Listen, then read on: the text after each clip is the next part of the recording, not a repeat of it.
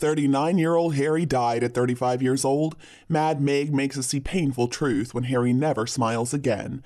Meghan Markle walks around with that rictus grin permanently plastered to her face, so why can't Harry manage to crack a smile? He never really did understand the need to smile in front of the camera to cover up how he really felt. Now, Meghan's permanent smirk when the cameras were around simply didn't transfer itself to Harry's face, obviously. You've all heard the latest that Meghan Markle and Harry went to Beyoncé's concert where Meghan was shaking her stuff in front of the camera. Her mother Doria was there as well. Even though she wasn't a very good dancer, Meghan Markle still didn't look anywhere near a classy royal, but then again, she never does. And then Harry looked like he wanted to go home as he was watching Meghan struggling to keep to the rhythm of the beat. Now, Harry was embarrassingly out of place at that event. He had no business being there, and it looked like he was bored out of his skull. I believe at this event was where Harry was the real spare. I mean, he sat there like a plate of shrimp at a synagogue. And I guess after what happened on Friday, he got scolded by Meghan because he didn't look happy enough, so he refused to go again on Monday. Meghan had to go without him. Watching the pained expressions on Harry's face, though, has become a bit of a national pastime. Meghan has trashed his royal reputation completely, and when Harry willingly goes along with her lies, he really opens himself up to all the criticism. Now, if it's true that Meghan really attended the next night and supposedly partied with all the bigwigs in Hollywood, then it was just a setup to make Harry look like an idiot, to use him, to set him up in an absurd woman's jacket, knowing that he was going to look absolutely miserable. And then the next night, supposedly, Meghan was partying hard all on her own, with the A-listers, of course. Friendly tabloids were excited to show her and comment about her comeback. Many of you in the comments have been wondering how Meghan can make a comeback when she never was successful. I think you're right in that. So basically, she's just jumping from being a never was to a has-been. Anyway, it seems like there were some A-list celebs who were cooperating in this little scheme. We don't know why they did it, probably for their own photo op. It's too complicated for me to even try to figure out. Pretty nasty piece of work she is, that Meghan. And Harry, bless his heart, I mean, he looked like an idiot standing there. The cameras are now publishing his worst angles, and it's intentional. Why is the media being so horrible to him, though? And why are they still supporting Meghan Markle? I mean, it makes sense to be horrible to both of them, because that's what both of them deserve, but to still coddle Meghan doesn't make a bit of sense to me. Does Ari Emanuel at WME really have that much clout? Is she paying her PR bills this go around? Where is the money even coming from? I do notice that Doria is always around when Harry's being set up like this. The whole thing is just really creepy, and I suspect there are some very evil intentions behind it. We're seeing all this absurd behavior as we're coming close to that most solemn of days, the anniversary of the passing of the beloved and honored Queen Elizabeth II. It's difficult for me to even talk about Meghan and Harry at this point because I can't help but remember what they did to the late Queen and her dear husband right before they passed away. Honestly, folks, we kind of have to laugh at them because if we're not laughing, we're going to be crying. The royal family, though, has come up with some pretty brilliant plans to let the two of them know where they stand. So Harry had to sit behind that giant feather in Princess Anne's hat, and then Meghan was sat behind a giant candle for the king's coronation. This was certainly no accident. It was perfectly orchestrated by the royal family with the help of the BBC cameraman. We have observed that Meghan's a big fan of these nonsensical word salad buzzword speeches, and then she basically makes Harry do the same thing because she's writing his speeches. So she says stuff like, "You must thrive, not just survive." It's meaningless. When Meghan writes the same garbage for Harry about his non-existent mental health problems, it doesn't make a bit of sense. Not only to us, but also to Harry. He doesn't understand it either. How could he? Because it has no meaning. Harry doesn't have the first idea what he's even talking about, and that's clear to see. Harry lived his entire life being protected by his family. Meghan is desperate for publicity. The more phony it is, like that near-catastrophic car chase in New York, the more she feels right at home. She just wants to be written about. She doesn't care if it's good or bad.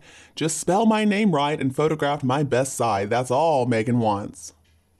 And I'm sure it's disheartening for Harry knowing that whatever he does to make Meghan happy, it's never going to be enough. He'll never be able to fit in with her plastic lifestyle and her plans for the future. I'm sure it's not easy for him to read about the negativity that follows everything he does. Did Harry really think it was gonna work out leaving Britain? I mean, I hope not, because it's turned out to be quite a disaster. William's reputation is soaring high, and Harry's is in the toilet. Now, it looks like Meghan loves it though. Considering the fact that Meghan loves to humiliate him in front of the whole world, is it any wonder that he's wanting to try to come back to Britain? And guess who is going to have to pick up the tab for Harry's big return home? It's going to be his father. He'll get free room and board, he'll get security, all at his father's expense. But now Harry's nothing, and it doesn't matter how much the king and the rest of the family try to rehabilitate his image, he's going to have to run that past Princess Anne, the Prince of Wales and his wife, and the king's wife as well. I don't think they're going to approve of it. Harry has stabbed each and every one of them in the back, and he encouraged his wife as she made a mockery out of the Queen. I don't believe Anne is ever going to forgive them for that one. Harry is like the goldfish that has flopped itself right out of the bowl, and now he's flipping and flopping around, confused as to why he cannot breathe. I'm just glad to see that it seems like Meghan is fading away. She keeps showing up in the news feeds, but it's just the usual nonsense and lies, making a fool of herself, which looks to be pretty easy, like that gold dress at Hurts and wiggling at Beyonce's concert. And then there's the New York City car chase. I'll never get over that one. I hope South Park makes an episode just about that incident. The media is concentrating on Harry right now because at one point in time we thought he was going to be somebody. He had a lot of potential. He was born a royal prince, but he threw every single opportunity out the window. Harry tried to stop the media from doing their jobs just for his own benefit. Harry's a liar, and at this point nobody can respect him. Well, Meghan, she was never anybody important. She's always been a has-been and never was. She's a nobody. Unless she restarts her campaign against the royal family, she's going to be left to sink or swim. Nobody really cares about her. Now, if she does try to kick off her campaign again, she is going to have the full force of the media and everything thrown in her face. She would be damaged by that, I'm sure. And I'm not sure it's intentional. I don't know why it would be, but it looks like Netflix is doing a great job of making the whole world turn against Harry. They're always showing him attacking his family over the same old BS, and they're making sure that the constant exposure is going to be his downfall.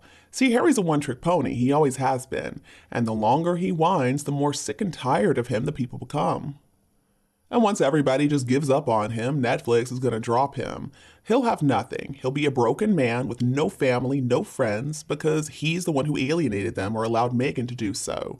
And Meghan, well, she'll have moved on at that point. She'll become a nobody somewhere else with some other rich man. All because of their choices, though, their greed, and their conviction that they are so important and they're entitled to whatever they want. They are the creators of their own downfall. At the same time, though, Netflix deserves at least some of the blame.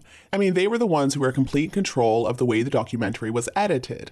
So did Netflix really believe that Harry and Meghan had the star power to attract a global viewership? And if they did, what gave them that idea exactly? Maybe they need to hire some more data analysts or whoever comes up with this stuff. I mean, if Netflix thought people were going to watch just because Harry and Meghan were featured, how could they have failed to read the room in such a big way? It seems like they just don't understand that most people are sick and tired of seeing and hearing Meghan and Harry. I mean, they turn every event into a therapy session that's going to focus on their personal whining instead of the actual event. Who wants to hear that? Nobody. And unfortunately for the veterans, that Heart of Invictus documentary decided to take out the true heart and replaced it with Harry's whining once again. A royal fan has commented that Harry loves being the center of attention. He doesn't like it when he has to share. Just look how his face beams when he is being papped. No signs of being triggered. That only happens when he's with Meghan. The fan says that's why he is jealous of William and his family. He knows that they will always be in the limelight because they have interesting projects and they work incredibly hard. He wants attention without any work because his gross sense of self-importance and entitlement makes him think he is special. The sooner his titles are removed, the sooner he can start to grow up. Otherwise, he is trapped in this royal but not royal void, where his immaturity is maintained and his spite, jealousy, and anger are just spinning round and round with nothing changing. A very good point that this fan has made about how Harry claims that he's so scared of the paparazzi, he panics when he hears the sound of a camera flash. Well, Harry, honey, if you hate it so much, why are you always putting yourself in situations where you know you're going to be papped? Come on, Harry, give it up. We can all clearly see the truth. And you, what do you think about Harry and his wife? Please tell me your opinion below in the comments. If you think my videos are useful, don't be afraid to like and share them. And besides that, please subscribe to our channel, Kate Middleton and the Queen News, to get more updates in the future. Thank you so much for tuning in. Have a lovely day, and we'll be back to see you all tonight. And don't be afraid to click the subscribe button to get more updates in the future. Thank you so much for tuning in. Have a lovely weekend, and we'll be back to see you all tomorrow.